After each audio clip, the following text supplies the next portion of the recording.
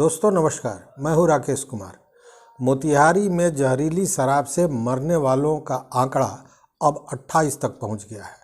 आज रविवार की सुबह भी एक मौत हुई है, जो उसके बाद ये आंकड़ा 28 पहुंच गया है। हालांकि सरकारी पुष्टि की बात करें, सरकारी आंकड़ों की बात करें तो यह 14 पर है। लेकिन इस घटना ने एक बार फिर यह पुष्ट कर दिया है कि बिहार में शराबबंदी का कोई माने मतलब नहीं है। शराब धड़ल्ले से मिल रहा है।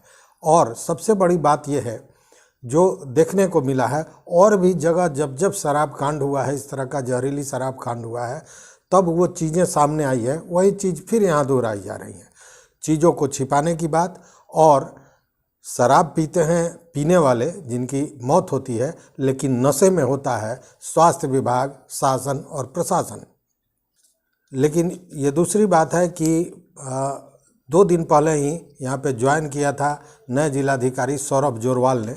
उन्होंने पूरी सतर्कता बरती और शासन प्रशासन को चुस्त दुरुस्त किया कि कम से कम इस घटना के बाद जो मौतें हो रही हैं उस पर रोक लगाई जा सके।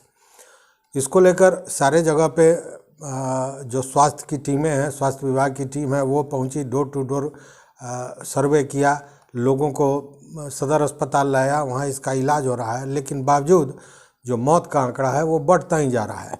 सबसे बड़ी बात यह है कि जैसा जिलाधिकारी सौरभ जोरवाल ने बताया कि इन चीज़ों को परिवार के लोगों द्वारा छिपाए जाने से भी तत्काल स्वास्थ्य सुविधाएं पहुंचाने में विलम्ब हुआ या उनकी पहचान नहीं हो सकी। यह भी एक बड़ा कारण है कि जो मौतें हो रही हैं उनको रोका नहीं जा सका। हालांकि इसको लेकर राजनीतिक माहौल भी गर्म है। जो विरोधी दल के लोग हैं वो इसको लेकर नीतीश सरकार पर हावी हो रहे हैं। लेकिन सच्चाई यही है कि जहरीली शराब बना, बिका, आराम से मिला, लोगों ने पिया, मौतें हुई।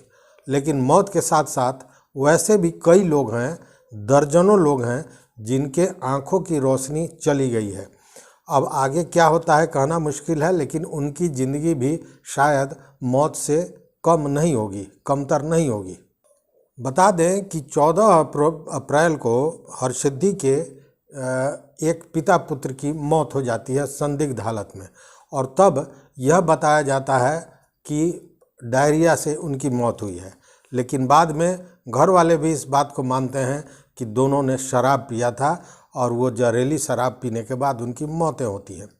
उसके बाद हड़कंप हो जाता है, शासन प्रशासन के हाथ पांव फूलने लगते हैं और अपनी कार्रवाई शुरू करते हैं, लेकिन तब तक विलम्ब हो गई होती है।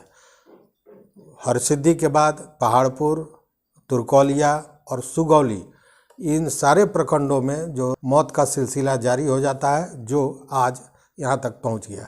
हालांकि इसको लेकर शुरुआती दौर में जो सिविल सर्जन है वह यह मानने से भी इनकार कर रहे थे कि जहरीली शराब से इनकी मौतें हुई हैं।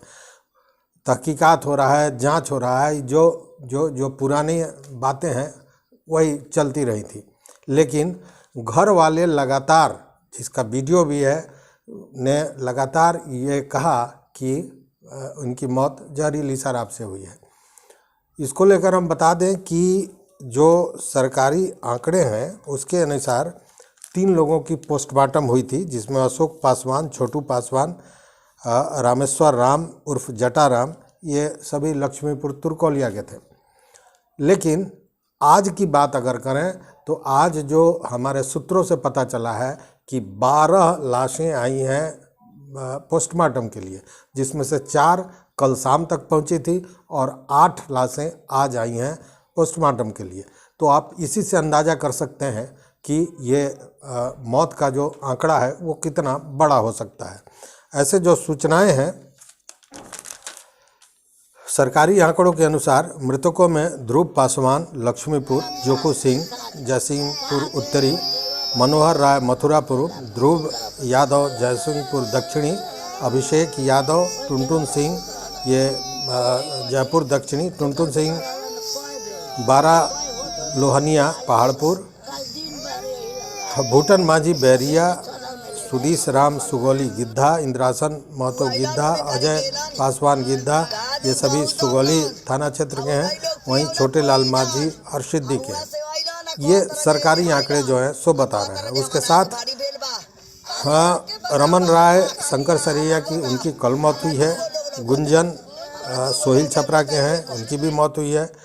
गुड्डू सहनी जयसिंहपुर के हैं, इनकी मौत हुई है। ये कल मौत हुई है देर शाम को लगभग। और उसके बाद आज जो सूचना मिल रही है उसमें आज पहाड़पुर के बलुआ बैरिया गांव के भोला प्रसाद की मौत हुई है। और इन सारे लोगों को अगर मिला दिया जाए तो ये आंकड़ा 28 तक पहुंचता है। उसके अलावा जो सरकारी आंकड़ों के अलावा जो हमारे पास जानकारी है वो है नरेश यादव, मैनेजर सहनी, छोटू कुमार, अशोक पासवान, रामेश्वर राम उर्फ जटाराम हरसिद्धि के हैं, परमेंद्र दास, नवल दास, ये दोनों पिता पुत्र हैं। यहीं से शुरुआत हुई थी 14 अप्रैल को इस घटना की, जब इनकी मौत हुई थी। सोनेलाल माझी, लक्ष्मण माझी, उसके अलावा चुलाई पासवान ये गिद्धा के हैं, गणेश राम भरगावा के, गोविंद ठाकुर कौवाहा के, ये सारे लोग इस जहरीली शराब कांड के भेंट चढ़ गए हैं। स्थिति बहुत ही दयनीय है, चूँकि इसमें से मैक्सिमम लोग वैसे थे जो मजदूर प्रकृति के लोग थे, कृषक मजदूर थे या दिहाड़ी घर के काम करने वाले थे। स्वाभाविक है कि इनके घर परिवार का क्या होगा ये आप जानते हैं। हालांकि यह भी आप जानते हैं कि पिछले बार जब छपरा में ये घटना हुई थी तो नीतीश कुमार ने साफ कहा था कि जो पिएगा वो मरेगा। हालांकि विरोधी लगातार वैसे परिवारों को, जो पीड़ित परिवार है, उसके मुआवजा की मांग कर रहे थे। आज भी आने वाले हैं प्रतिपक्ष के नेता विजय सिन्हा, आज भी आने वाले हैं मोतिहारी में। वो लोगों से मिलेंगे और फिर वही बात, राजनीतिक बात, मुआवजे की मांग होगी और सरकार को घेरने का प्रयास किया जाएगा। इसके अलावा दर्जनों लोग ऐसे हैं जो इलाज करा रहे हैं। इलाज कराने वाले में सदर अस्पताल में जो सरकारी आंकड़े हैं उसके अनुसार उमेश राम लक्ष्मीपुर, हरिओम कुमार शिकारगंज चिरैया, रमेश्वर शाह, अखिलेश कुमार, रविंद्र राम, गुड्डू कुमार, प्रमोद पासवान, ये सारे लोग लक्ष्मीपुर के हैं। साथ में विवेक कुमार रघुनाथपुर, जयलाल पासवान गिद्धा सुगौली, हरेंद्र पटेल ये पहाड़पुर के हैं, थरबट्टी पहाड़पुर के। ये सारे इन लोगों का इलाज हो रहा है। लेकिन इसके अलावा भी निजी क्लिनिक और निजी अस्पताल में भी कई लोगों का इलाज चल रहा है। साथ ही यह भी सूचना मिली है कि जो पहाड़पुर के लोग थे, वैसे कुछ लोग वैसे भी हैं जो पड़ोसी जिला पश्चिमी चंपारण में जाके इलाज करा रहे हैं। उनकी स्थिति का अभी तक न कोई सरकारी आंकड़ा आया है और न उसकी जानकारी मिल रही है। कारण ये कि परिवार वाले भी इन चीज़ों को छिपाते हैं। चूँकि शराब बंदी को लेकर जो कानून बनाए गए थे, जो चीज़ें सामने आई थी, वो भ्रामक रूप में ग्रामीण क्षेत्रों में उसको प्रचारित भी किया गया था कि अगर आप शराब पीते हैं तो पकड़े जाएंगे, तो तमाम तरह की आप जुर्माने लगेंगे। इन सारे चीज़ों को लेकर जब ऐसी घटना होती है तो घर वाले कोशिश करते हैं कि आनन फानन में मृत व्यक्ति के शव को जला दिया जाए, जो इस बार भी देखने को मिला है। चूँकि कई ऐसे शव थे, मृतक थे, जिनके शव को सीधे घर वालों ने चोरी छुपे जला दिया। हालांकि इस मामले को लेकर जो एसपी हैं कांतेश मिश्रा, उन्होंने एएलटीएफ के 2 अधिकारी और 4 चौकीदार को निलंबित कर दिया है। इसमें 2 जमादार भी हैं। लेकिन एक बात मित्रों मैं बताऊं कि जब आपके इलाके में शराब का कारोबार होता है और आपको जानकारी होते हैं, तो चौकीदार जो उसी गांव के होते हैं उनको कैसे नहीं जानकारी होती है। कहने का मतलब यह है कि निचले स्तर से, हम जो ऊपरे स्तर से देखते हैं उसकी ज़रूरत नहीं है। उसकी ज़रूरत है कि निचले स्तर से ये देखा जाए कि आपकी सूचना तंत्र कितनी सही है, कितने गलत है। और इसी को लेकर ऐसे भी जो मोतिहारी की स्थिति है उसमें चिरैया, तुरकौलिया, कोटवा, ये सारे जगह ऐसे हैं जिनके बारे में स्पष्ट कहा जाता है कि ये सब शराब कारोबारियों का ये क्षेत्र बना हुआ है और यहाँ पे शराब कारोबारी धड़ल्ले से अपना काम करते हैं। इसमें कोटवा भी है और ये संजोग की बात है कि इस बार शायद उस जहरीली शराब का खेप कोटवा नहीं पहुंचा था, नहीं तो कोटवा में भी इस तरह की ही स्थिति देखने को मिलती। लेकिन सबसे बड़ी बात जो डीएम जोरवाल साहब ने कही कि लोग इन चीज़ों को छिपाते हैं जिससे और भी असुविधा बढ़ती है। अगर इस तरह की कोई घटना होती है तो तुरंत इसकी जानकारी शासन प्रशासन को देनी चाहिए, चूँकि समय पर उनको स्वास्थ्य सुविधाएं मिल सके और भी जो सुविधाएं सरकार दे सकती हैं उसको वहां तक पहुंचाया जा सके। लेकिन सबसे बड़ी बात है कि जहरीली शराब है और शराबबंदी है। जब शराब नहीं आ रहा है, चुलाई शराब या पिया जाएगा तो निश्चित रूप से वो कब जहर का प्याला बन जाए ये कहना मुश्किल है। हालांकि सबसे बड़ी बात जो मैंने कही कि शराब पीते हैं शराब वाले और नशा आ जाता है शासन प्रशासन और स्वास्थ्य विभाग को, वही काम यहाँ भी हुआ है। बातें छिपाने की लगातार कोशिश पहले की गई, लेकिन जब ये छिपने वाली बात नहीं थी तब स्वीकार किया गया। हालांकि सरकारी आंकड़ों में और जो ग्रामीणों का कहना है, लोगों का कहना है, उस आंकड़े में ज़मीन आसमान का अंतर है। आपको याद होगा कि दिसंबर 22 में छपरा का जो मसरख जगह है और इसुआ पीर है, उसके अगल बगल के क्षेत्र हैं, वहाँ पे हाहाकार मच गया था। वहाँ पे मरने वालों की संख्या 77 हो गई थी। हालांकि उस समय भी प्रशासन ने वहाँ बताया था कि मात्र 42 लोगों की मौत हुई है। प्रशासनिक पुष्टि 42 की थी।